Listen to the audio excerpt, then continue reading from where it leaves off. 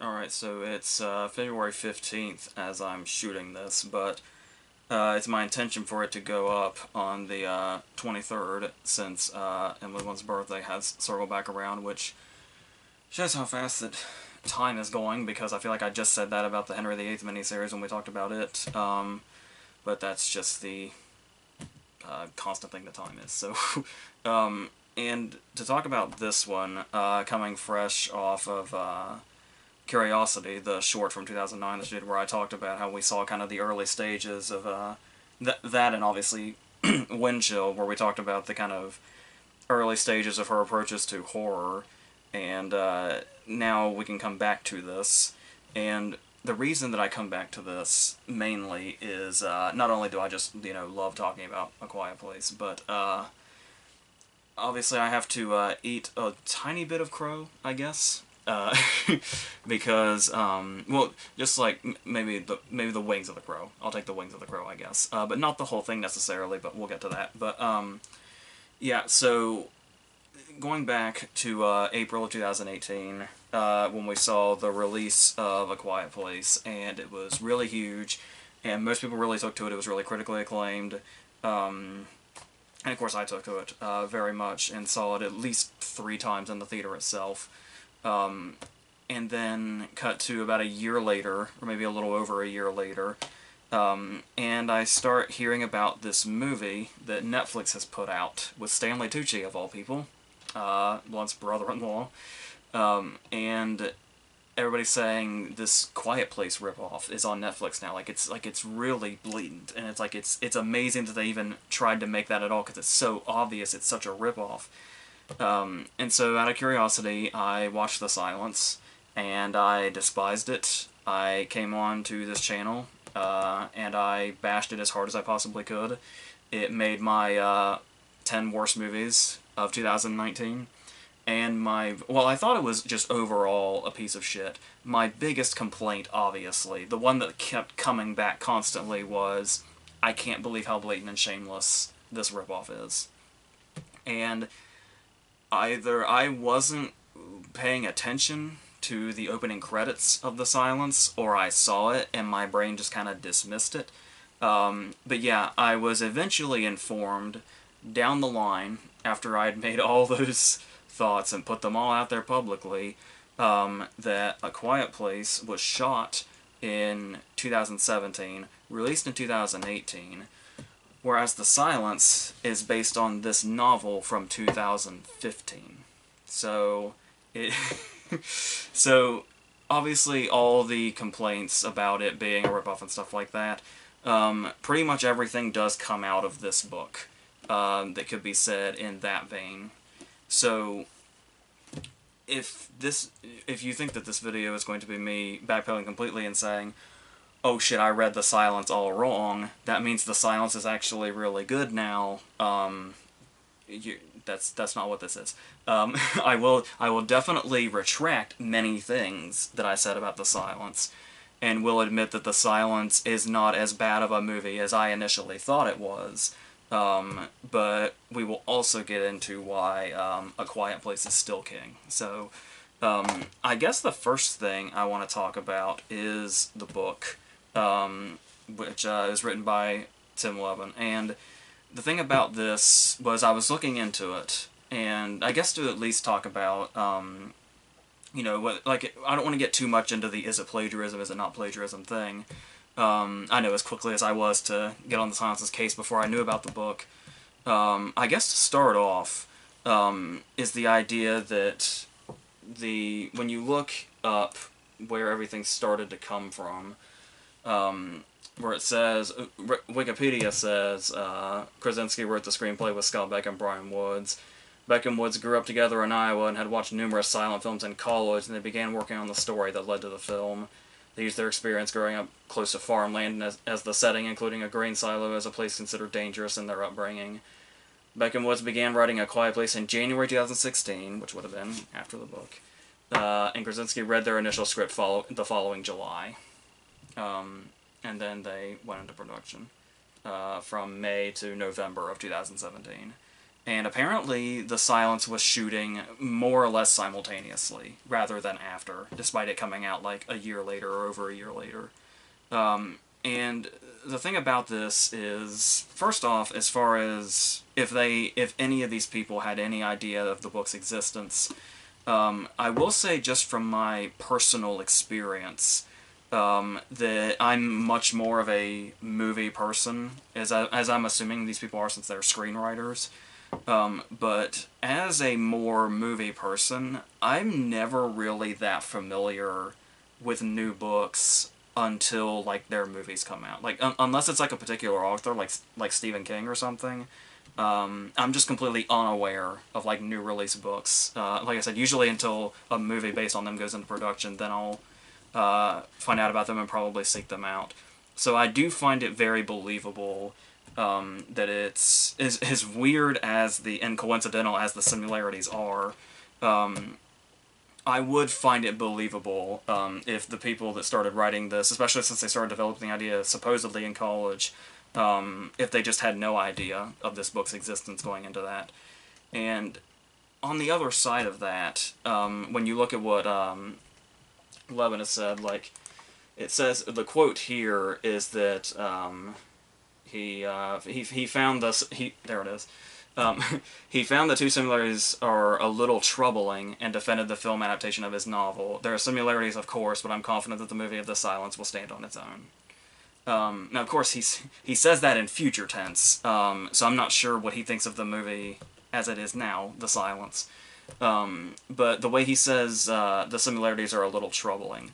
You could read it in a number of ways, and I certainly sympathize because if you've seen maybe a couple of our awards videos, and not to put too much emphasis on myself, but I am kind of going through this same thing, like right now, where a script that I wrote in 2015 and put on the blacklist seems to have massive chunks taken out of it, and now exists in a very popular and very critically acclaimed movie that's on the indie circuit right now. And so I could see where Levin's coming from as far as, like, you're not really sure how to feel. You don't know if you're supposed to be angry or sad or suspicious or heartbroken, and, like, you kind of really want to dig in. It's like you get this vibe that something shady had to have happened, but then again, just weird-ass coincidences do happen. And ideas and stories can, cross paths just completely coincidentally. It's a really hard thing to take in, and you can never be quite sure. And with the way things line up here, it does just look like a lot of really weird coincidences. But at the same time, and like some critics have apparently brought up, there are a lot of differences between them all. So like when you look at the sort of vague setups, like I think it's the inclusion of the deaf daughter. Specific is where it's like it gets really specific to where you get really suspicious that something shady might have happened in the development process. But as far as going into it and seeing these, we can talk about that. Because, like I said, I want to talk about the book first. And what's interesting about this is that I guess one of the reasons you might, dismiss, you might see The Silence and you might dismiss, knowing the fact that it's based on a book, is that the book is actually excellent. And if you were to watch The Silence first, you might not think that. But then at the same time, you got to go back and think how many shitty adaptations we've gotten of great books before. It happens all the time. And when you read this, you immediately get the sense of the first big difference that these stories have, which is that, like at least half of The Silence is the lead-in to the apocalyptic portion. And the segments that could be more closely compared to something like A Quiet Place. So when it starts, it has, and I'm trying to be careful with what I say here because we're talking about like real life subjects. But what's interesting about the way the book sets up its concept is how they really go into the details. Levin really goes into the details and makes it feel so real. Where it's like it was like reading the opening portions of the book was reminding me of like the opening scenes of Arrival, where they made the appearance of aliens coming seem like it was like a 9/11 event or something, like where everybody, like, you slowly start to hear the news pouring in, then everybody's gathering around TVs and everybody's silent and just watching everything unfold out of their control. And it's something so big you couldn't possibly even imagine it. And it feels the same way as that, and it also has an interesting feel to it because it almost felt a bit prophetic in the sense that I'm sure most people are sick of hearing about current events and talking about current events and even comparing things to current events, but I really, at least me, I really couldn't help but see the similarities to the opening of the Silence, and as things unfolded to what's been going on for the past couple of years. And it's kind of eerie how prophetic it kind of feels, because there's a whole lot of stuff about, you know, misinformation and what parts of the internet are trustworthy and which parts aren't. Who's putting stuff out there just to kind of get the attention, and eventually leading into cult behavior, essentially. There's all the talk about panic buying. There's the all the different news reports, and it's like where people are saying to, like, you know, act normal. There's like Allie, the main character, is kind of seeing this all happen and seeing all of the footage of it and how bad it's getting, and she's getting texts from her friends like, so I mean, you're coming to school, right? And and you're just thinking, like, that's an insane idea right now, and it's like, but people are so calm and like, oh, this is nothing, when it's clear that something is going global in a really bad way, in a really fast way. And just that whole thing was just kind of eerie to kind of see unfold. So what it ended up being, truthfully. So the book is already impressive in that regard also. And then just the way it describes a lot of these events. There's one segment here in particular in the book that I wanted to note and read through, which is talking about the creatures themselves, because one of my big complaints the last time that didn't have to do with whether it was like A Quiet Place or not was the CGI creatures didn't seem very threatening because they just seemed so like CGI creatures, like really cheap looking and animated. And so it's like, how do you add a fear to those characters? And it's like, how is it that the creatures in A Quiet Place feel so much more threatening and scary when there's less of them and they sort of walk around, whereas these things fly and there's millions and it almost feels like billions of them, the way the story keeps unfolding and the way they constantly are laying eggs, and it's going to be this endless thing that just keeps going forever, it seems. It's the description of them is what really stands out, where it's like, where they may not look scary on film because they're this poor animation, this is how the book describes them, and it's a whole ass paragraph. It says that the size of large kittens, leathery wings, perhaps twice as long as their bodies, skins or hides a pale, sickly, slick yellow, flowing tails like several split tentacles, the nubs of legs on their lower bodies, and teeth. I saw the teeth even as they flew by because they were bared, small but glinting, their lips were drawn back like folds of skin, mouths exposed and ready to attack and eat. And what was worst about them was their unnaturalness. They simply were not meant to be. They were like a child's drawing of a monster given life, all whimsy stripped away, all whimsy stripped away, only horror and ugliness left behind. They reminded me of deep-sea fish, blind and ugly. I'd always appreciated nature for what it really was. If we were watching a natural history program where lions caught a zebra and Mom made some comment about the poor creature, I would say that the lions had to live. But these things, they had shattered the natural balance, a mutation, a plague. That's really, like, I mean, I guess to the movie's credit, that's a lot of pressure to bring something that sounds that fucking scary to screen. And it's, and to stay on the, like I said, the way they say, like, fleshy yellow and leathery wings, you can just hear that when you read that, and it's chilling. And so I want to stick to the book before we go into the movie, but there is another segment in the book that I really like, and that is one thing the movie does is takes Glenn out of the story really quickly, too quickly. But what's great about having Glenn in the story for so long in the book was there was a lot of balance, it felt, in the book. where like we kind of feel this apocalyptic thing coming on, but then you still have those sort of breaks in between where humanity can come in and we can kind of get to know the characters better.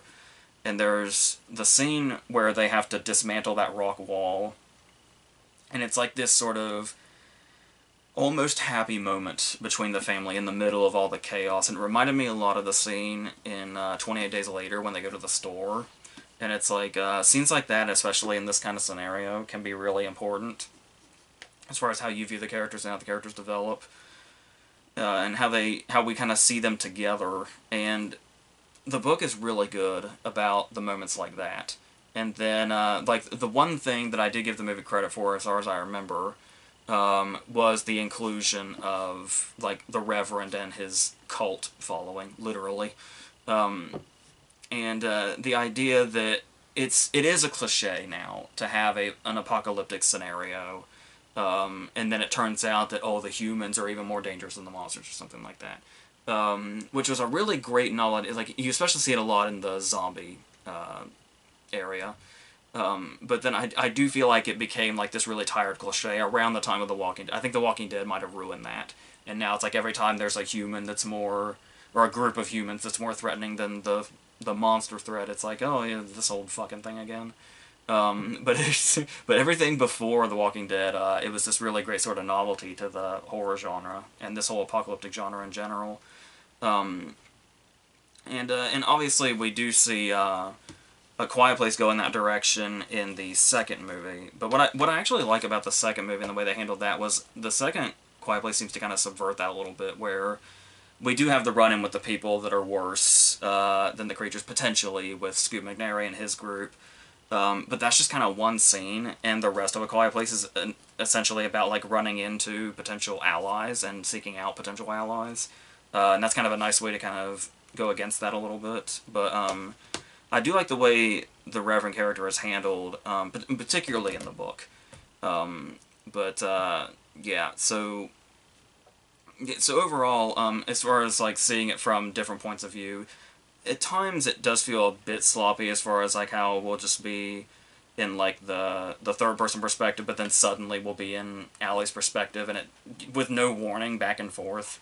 But when we do get those two different perspectives, it's still, like, when we see Allie's perspective, especially, like, when their car gets taken at gunpoint, and we kind of see it all from her perspective, and she obviously, her deaf perspective on this, definitely ramps up the tension for a moment like that and makes it significantly scarier and makes us feel a bit more helpless in that situation, and as it goes on. So, and yeah, just overall, it is a really great book, and it did make me go back to the movie, which ultimately resulted in this whole video existing. So, to go back and take a look at The Silence as a movie,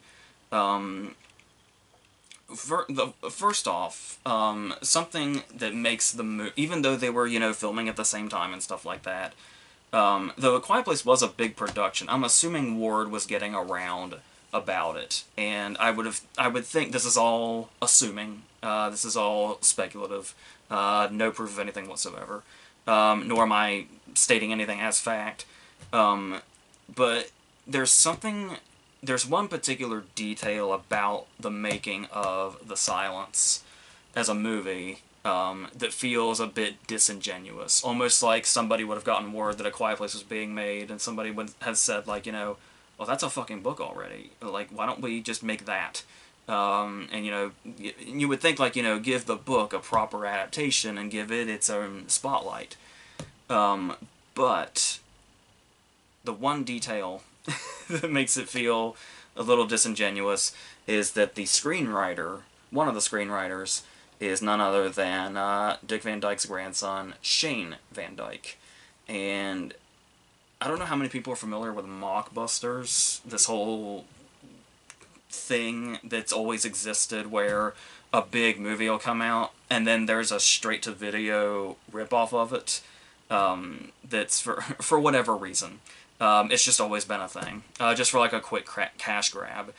And Shane Van Dyke, the person in charge of adapting The Silence to a script, it's him and his brother, and to talk about Shane Van Dyke's, you know, screenplay filmography, we are looking at Transmorphers 2, which came out at the same time as Revenge of the Fallen, Paranormal Entity, which came out at the same time as Paranormal Activity, The Day the Earth Stopped, which came out at the same time as Keanu Reeves' The Day the Earth Stood Still, and The Silence.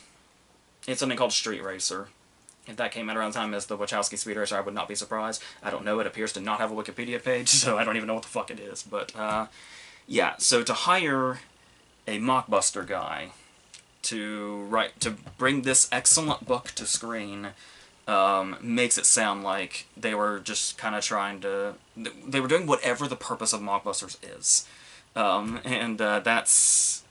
That's not a good place to be. That's like, and like, this eventually gets you into, like, you know, Sharknado territory. Like, he was also part of something called Shark Swarm, and then there was another shark thing later on, Super Shark, and he wrote and directed the straight-to-video Titanic 2. So, you see where... before the movie was even filming, there might have been a problem as far as this movie's reputation is concerned. And it's like, I don't think this is the guy you hire if you want to say, this is the quintessential version of this story, not the multi-million-dollar with the, you know, recognizable cast and, you know, critical acclaim and theatrical release and just all the stuff that The Silence doesn't have.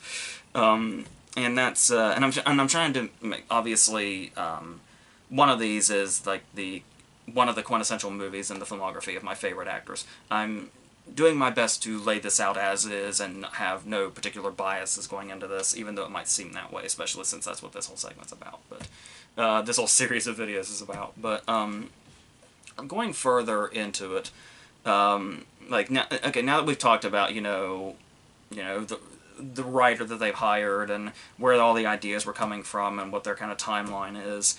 To talk about The Silence itself as a movie, I'm not too familiar with who the director is, and I don't recognize him by name, but it's the execution is always going to be a big part of this, because you can have, like, you know, similar concepts like this, and even just in general, you can have a concept that works, a concept that's going to get people's attention.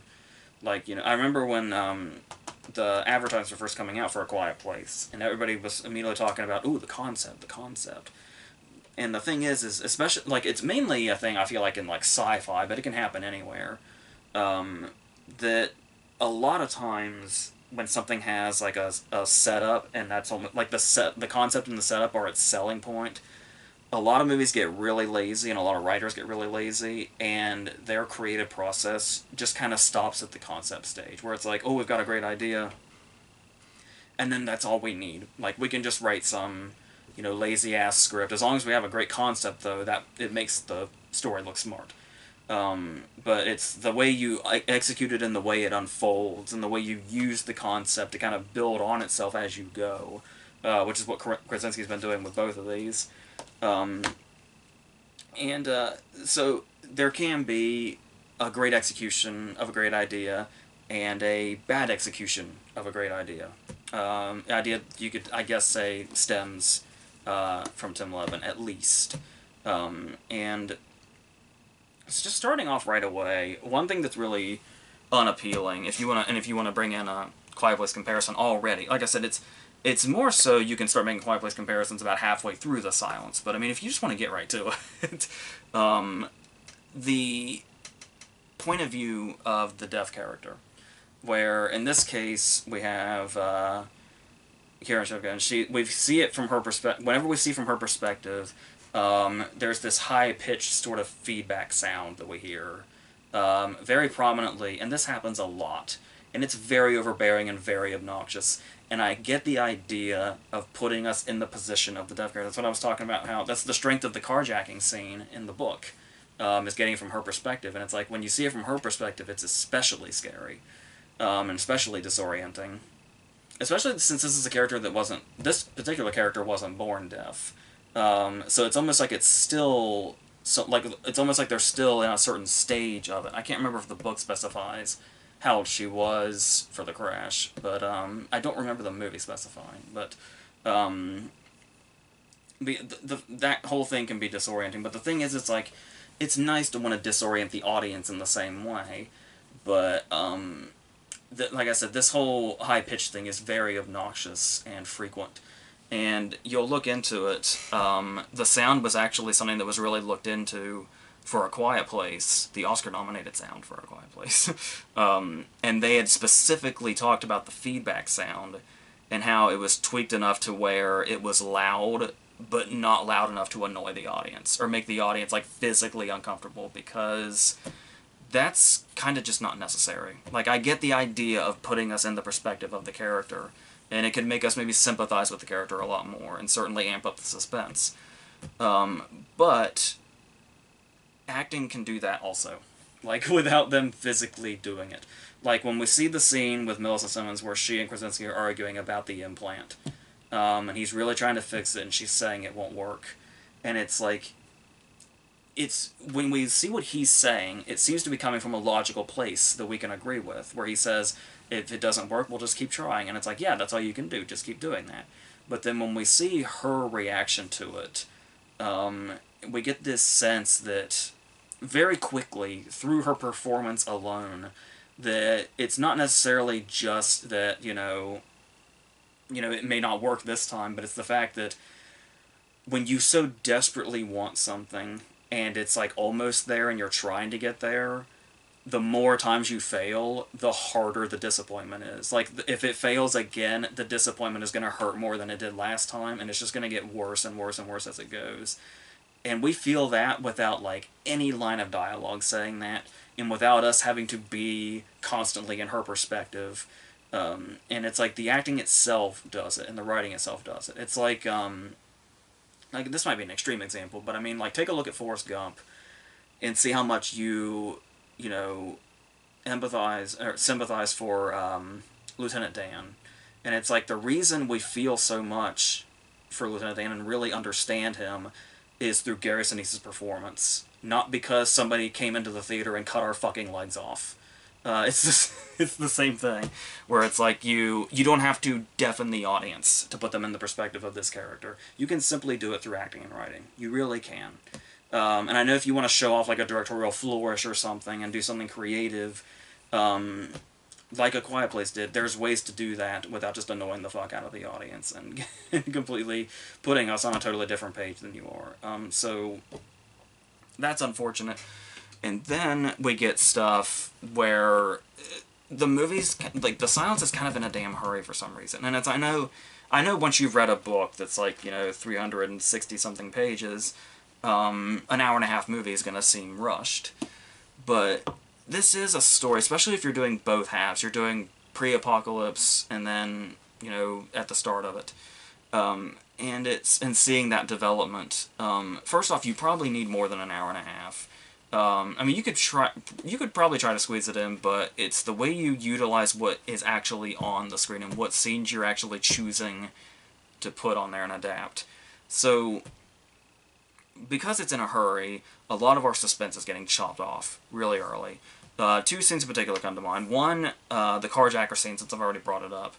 Like I said, feels like it goes on for a while in the book, and it's like we're getting it from her perspective, and it's like it talks about how, like, the desperation with his family and stuff like that, and it's just a whole big scene, and it's so incredibly intense, and that scene is in the movie, kind of. He's a guy that just appears. He just materializes. We have no idea where he's coming from, or if he's defending anybody or not. He just looks like a random guy that just says, hey, give me your car. And then he's dealt with pretty easily. And that's it. There was, like, no suspense at all. It was like the scene was in a hurry to be done. And then, going back a little bit, there's a scene in a train, like, underground. And it's a woman with a baby, and she gets out, and she's walking down the tracks. And then the baby cries out and attracts the creatures. And then the scene just ends. And it's like this, like, under, like, Krasinski's direction, what he was doing with A Quiet Place, this train scene could have been, like, borderline iconic in the horror genre, at least. Like, the way the bathtub scene is, like, iconic in horror at this point.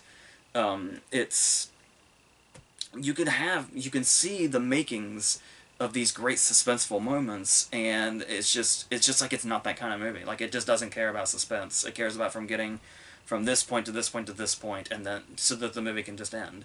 And it's like that's another place where just you can get the sense that it almost feels like a disingenuous production in total.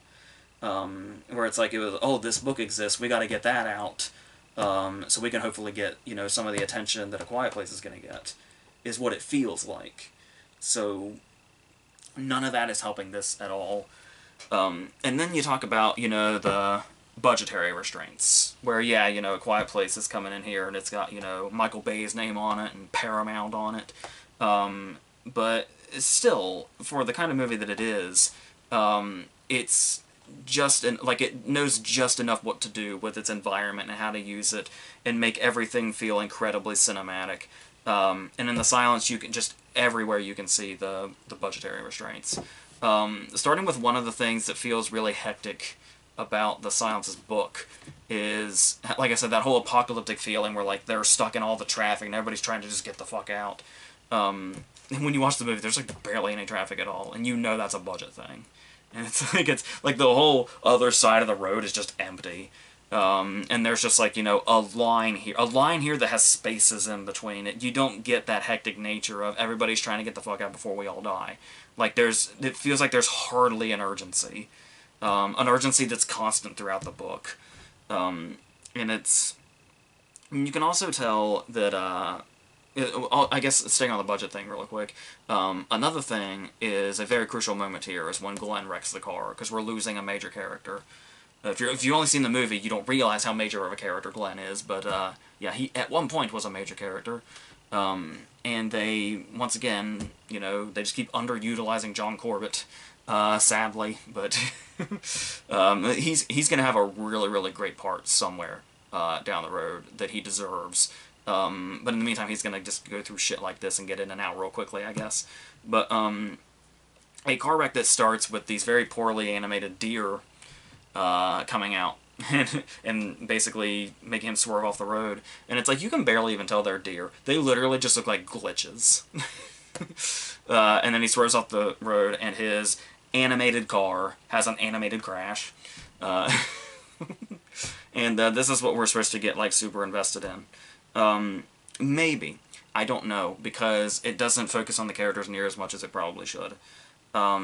And any time it does get to a moment to where we could have a really strong moment, the movie just kind of pusses out a little bit. Because you have the moment in the book that is so hardcore and so heartbreaking and so disturbing when the dog starts barking. And Hugh has to make a decision quick so they don't all die. So he strangles the dog.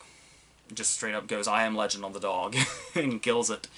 And like I said, normally I'm like, not normally, all the time, I am against the dog dying. But in this case, it's like, it's so effective because it's the only solution. And that's the point of the scene.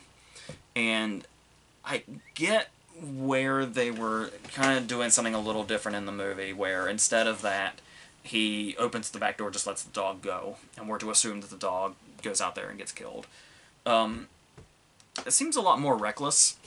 I mean, I know dogs see something and they run, but I mean, at the same time, who's to say that he wouldn't just stay by the car and still bark?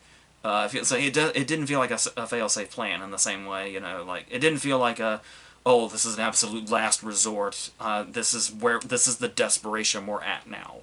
I have to strangle the dog. It's not, it doesn't feel like that at all. So, it's so many potent scenes in the book, just kind of get watered down like that, in ways that not only water them down, but sort of take away the logic that they were setting up. So that's, and I mean, talking about, I was talking about a lot how, because, A Quiet Place was really critically acclaimed, and because, it was so popular, naturally, it also became popular to try to poke as many holes in it as possible to show how incredibly clever you are. But there is a case here where, we've talked about this before, where as far as nitpicking goes, like I said, it really depends on whether or not a movie can grab you or not. Because I've never really understood people that love a movie and then try to pick it apart. Like, it always feels like a clear case of suspension of disbelief is a lot easier when the movie's doing so much of everything else right, that it just doesn't really matter to you, because it's telling its story the way it needs to and having the effect that it desires to have. Even if you have to, say, well, I don't know if that's exactly how this would go down, or, but what about this thing, or whatever. It just doesn't matter if the movie does everything well and keeps you into it. But when a movie is already failing, and it's like, it just kind of opens the door clearer to all of its other smaller problems, and like logic leaps and stuff. Logic leaps seem even worse in a movie that's already bad, because it feels like this, because if you can see that a movie is really doing everything it can to execute itself to the best of its ability, there's going to be a respect there from the audience. And if a movie is already bad and like it's not even trying, logic leaps look especially bad and especially lazy, because it seems like it was all part of the process was to not give a fuck. So naturally stuff like that is going to stand out more in a movie like The Silence, that already looks bad and feels bad and is bad and all that. So I see stuff like the way speaking is utilized, and because for starters, obviously we're dealing with slightly different creatures here, because the characters in the creatures in The Silence don't seem as sensitive as the character, or the, god damn it, the creatures in A Quiet Place. Because the great thing about it is, like, there's a constant threat in A Quiet Place where, like, any sound, any sort of small sound whatsoever is going to attract something. And like I said, the creatures in The Silence don't seem to be that sensitive. So it's like, as long as the creatures aren't around you, you can at least get away with whispering or speaking out loud relatively normally. But and while that takes away a lot of like the constant looming threat, and this is a different thing than when I was talking about those breaks, like the 28 Days Later store scene. This is like there are times where the movie's just not there are large portions of the movie that are just not suspenseful at all. And that's not even just, scenes that are supposed to be suspenseful that just aren't because they cut off too early. No, there's just scenes where it's almost like the movie just stops and they say, well, the creatures aren't a threat right now, because we're, like, right here and they're somewhere else. And it's like, that's... And when you look at how in A Quiet Place, it's just constant. It's so constant the movie has to have barely any dialogue in it for a while. And you can see where the suspense factor is much more effective in one than it is the other. But then, talking about leaps in logic and being able to speak out loud, you get some scenes, like the one, I may have mentioned this in the last review, I don't remember, but it's so... And taking an actor like Stanley Tucci, who can do anything and is a legend, and giving him some of the stuff to do here, like, it's one of those cases where you would think, somebody of his caliber could save a movie like this, but the movie's kind of beyond saving, especially when you're even giving even Stanley Tucci stuff that's so stupid that he can't even really pull it off. First scene that comes to mind is when they walk into town and they see those two bodies there, like the throats are cut, and it appears like it was either a murder or a suicide pact or something related to the cult, and he moves the guy's jacket a little bit, and written across his chest on paper is just a shushing. So naturally, it's like, oh, so they either like, it's, if anything, it's obviously the cult thing, but it's also a reminder that this is where we are, and this this is potential death. Any sound is potential death. And when he sees this note, his response is to say out loud, "Oh, okay." Okay, so first off, not only are we in a world now where a sound could get you killed, the only other person with him is his deaf daughter. And his response to a reminder that sound is deadly is to say, "Oh, okay," out loud in his normal voice. And it's like, it seems like a very small thing, but that's just a level of stupid that you can't believe this movie reached. But it did. It's there on film for everyone to see. And like I said, it was on Netflix, so everybody and their fucking mother probably saw it. Promptly forgot about it, but still saw it. That's...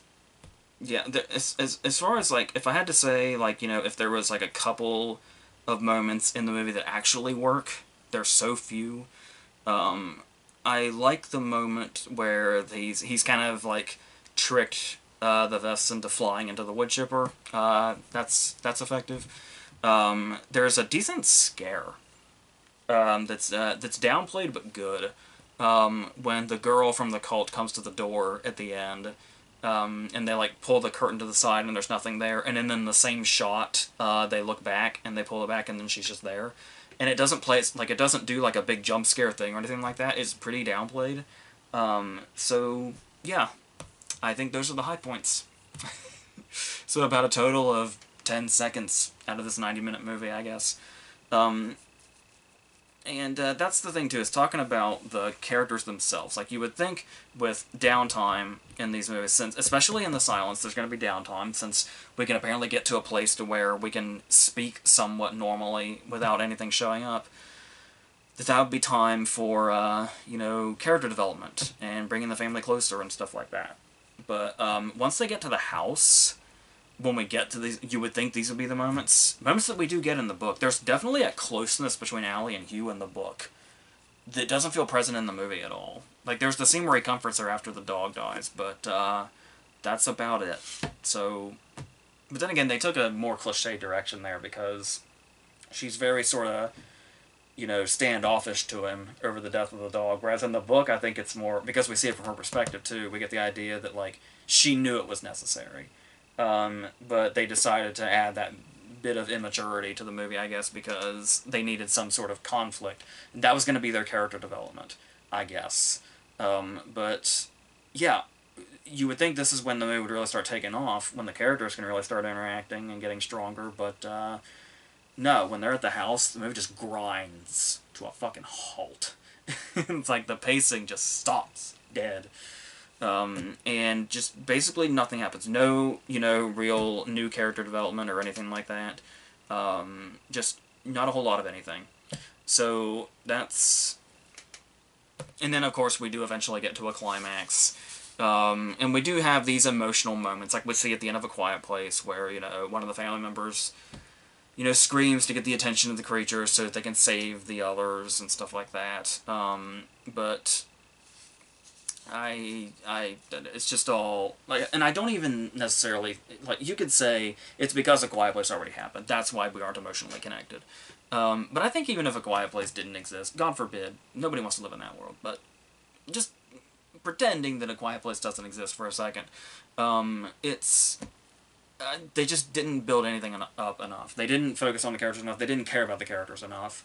They were just too busy getting from this point to this point to this point to this convoluted scene, to this time-wasting scene, to this moment, and this, you know, kill scene or whatever. And that seems like they were really interested in, and not interested in the great aspects of the book and kind of being able to expand on those a little more. They just wanted something that was a really quick 90 minutes that could get some attention, but that's... And I said, the fact that these two movies are the same length is just kind of shows that if you were going to do both sides, if you're going to do leading into the apocalyptic stuff and then the apocalyptic stuff, I would, at least a 2-hour movie would have probably done it. And you could have had just a little more downtime that actually worked in its favor and actually developed something, made the characters more interesting, made them more sympathetic. Because just putting them in a situation isn't necessarily enough to make them sympathetic. Especially if it's, you know, knowingly a situation we will see, you know, in another movie that could potentially, and ultimately did, do it significantly better. That's, yeah, I think the only, like, because you can do that through the suspense also. And the only real suspenseful moment that I remember, is, when they have to go, when they're coming out and that woman has rigged the gate to be noisy. She seems to know... She's rigged the gate seemingly well enough to know what's going on, yet she just comes out guns blazing when she sees an intruder and not thinking she's gonna die. But whatever. And the way when they have to like sort of creep through the gate without setting that off and alarming the creatures, it's like the only real moment of suspense we get that they seem like they linger on a little bit, but even then that also feels really short-lived. So the movie just seemed to have no interest in suspense whatsoever, and A Quiet Place just went all in. Like, A Quiet Place just grabbed the concept and basically just said, there's so much you can do with this, and in just 90 minutes also. And the way, like I said, you can throw in new ideas, you can expand on it, and make the concept a grander thing, and bring in new elements and new threats and stuff like that, new obstacles, and then new ways of dealing with this. And it's, and like I said, it probably helps a lot that we jump ahead into being like, over a year into this, and where they've had time to really develop all their different plans and stuff like that. But, here, and like I said, you can get into all the nitpicks that people do that, can easily be debunked, like, why didn't they, move to the waterfall and stuff like that, as if, the resources of their farm are going to travel. Like, we don't even know how far away the waterfall is, and then the whole idea of, like, building a whole, like, there's, like, all the nitpicking in A Quiet Place, most of it makes no fucking sense.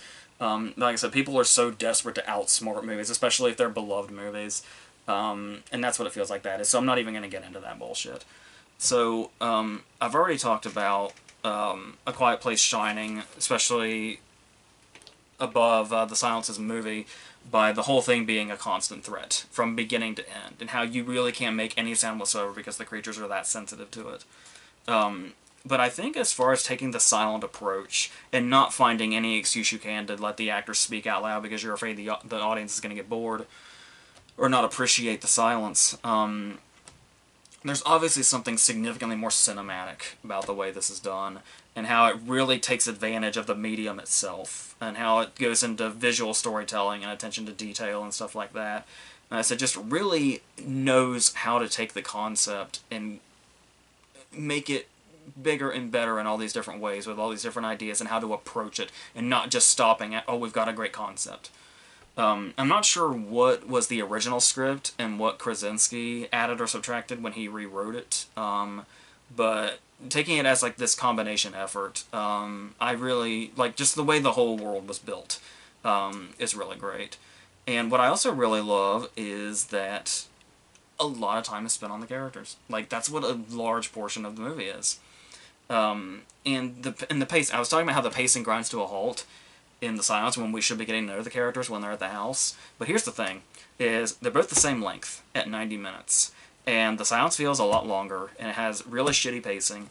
And A Quiet Place's pacing never ceases to amaze me because it's like, it's interesting how the entire first half of The Silence is, the panic and, trying to get out of the city and stuff like that.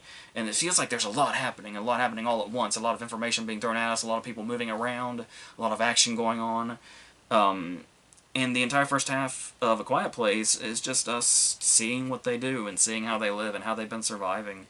And one of these feels a lot faster than the other, where, like, by the time we're halfway through The Silence, it feels like we've gone very far, and it's like, oh shit, it's only been on for half an hour. The scene where Blunt is teaching the kid math is the half-hour mark, which is amazing to me. Because it's like, we watch them, it's like, yeah, there's the dancing scene, there's the dinner scene, there's the scene where they're playing the board game and it attracts a creature. And it's like, by the time we get to the math scene, we are a third of the way through the movie. And that's including credits.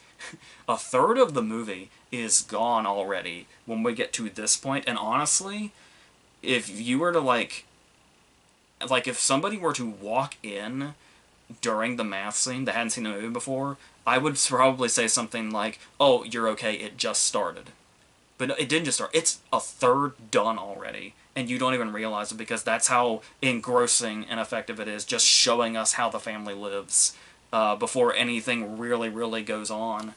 And like I said, The Silence has already done so much by that point, and we don't really feel anything to the characters. It's insane. It's so that in itself shows you just how much, how far that can go. Um, but it also just leaves you with these questions, like the idea of, not exactly knowing what they were like, pre all of this. Like, even the glimpse, obviously, we get in the opening scene of the second movie, which is amazing, there still feels like there's so many mysteries about, like, what they were like beforehand. Like, one thing I always liked looking into was the fact that they pray before dinner. And I've always wondered, like, there's a few things that could be. It could be that they were already a religious family, or it could be like they found faith at some point within all this, or it could be like desperation, like a need to feel like somebody is watching them just to feel a little bit safer. It could be any of those things, and we have no idea. But just things like that go unspoken can leave you really wondering about the characters and really curious about who they are as people. Something that the movie For the Silence never accomplishes at all. Like, not even close. Like, I can barely tell you their name. I remember Hugh and Allie. That's about it. And what's really funny is the book doesn't even remember Allie's name, because in the book it's spelled A-L-L-Y, but on the back in the description it's A-L-I. The book doesn't even fucking know. So, that's, I'm sure that's more of the, the company that put it out, but you get what I mean. And like I said, I was talking about already with the acting, like Millicent Simmons giving us everything from her perspective about, like, the disappointment with the implant, but also, like, the guilt and potential guilt from Bo's death at the beginning is... Yeah, it's as far as, like, building character like that, like I said, and not really having to even explain anything, it's just from what we've seen. It's everything. And then, as far as, Blonde goes, I don't really know what I haven't said already, but or what you can gather yourself in her SAG winning performance, which is still one of my favorite award wins in ever. But I've just feel like I've talked endlessly now about how it's like, you take the fact that she has to do so many things, or she has to be the mom, the very protective mother, and the whole thing about how the appeal of this story to her and Krasinski was the idea of parents protecting their children and how close that felt to them, and how you can really see that coming through, and how it's like, and you can almost say that it's cheating that they're a real-life couple as far as these performances go. But I mean, still, to add that very real factor to it is still bringing out the effect as hard as it possibly can. Like I said, well, he's certainly impressive also, with his sort of desperation, and we can see how it's like almost... you almost get, like, Castaway vibes from him, even though he's not alone. But you almost feel like he's alone in some of his missions in the basement. And you get this almost manic sense to him when he's, like, really trying to figure out everything about what's going on. But when you look at her also, you have, the movie's so much about grieving after the opening scene. And like I said, she has to be maternal. We get the scene where she's, teaching him math and stuff like that. And it's these scenes that are light, like that, and the dancing scene and all that.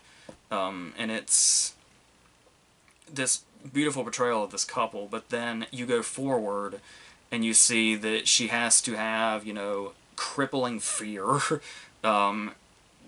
excruciating pain between the nail and the birth, and then obviously the devastation of seeing Lee get killed, and then all of this has to amount to the shotgun-toting badass that we see at the end. And all of this is with very little dialogue and only 90 minutes to accomplish it.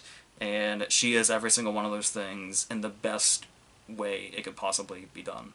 And not to mention, of course, the scene, the we have to protect them scene. Is like the really big emotional scene where she actually gets to speak out loud. And that's the thing, too, is when those moments are rare, they're significantly more effective than they are when you can just say, oh, creatures aren't around, we can talk a little bit. Just like I've really loved, one of the scenes I already praised when I very first talked about it, that I still love, is when Krasinski and Noah Jupe go to the waterfall, and he's showing him for the first time that there actually is a place where they can speak. And it's that moment when Krasinski says, you're okay, or you're alright. And it's like, you can feel that. Like, it's the first time in the movie you can really feel like somebody has just spoken out loud. And it's like, it's jarring. Like, we feel for Noah Jupe because it's jarring, but at the same time, it's like instantly comforting also. And it's that's one of the main reasons also that the silence by itself is so effective. Not just to suit the concept and suit the suspense, but how much it's going to amplify those warm moments is really important to it also. So it's and like I said, the more about like the family. It's more about the family with them apart for like the entire second half than the silence is, and then the silence they never part ways. It's weird. I don't like you look at a movie like The Silence and you don't really know how it happened and how it could fail in these categories as hard as it does. And it's even like when you see when we get moments like the dancing, when we see the love between them. There's the moment after the birth scene when he comes in after the fireworks have gone off, which is not only a great tactic but an incredible visual.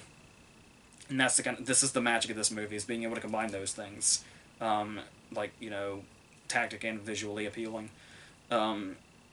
This moment where the movie just stops and lingers, where he sees the blood and he fears that the worst has happened.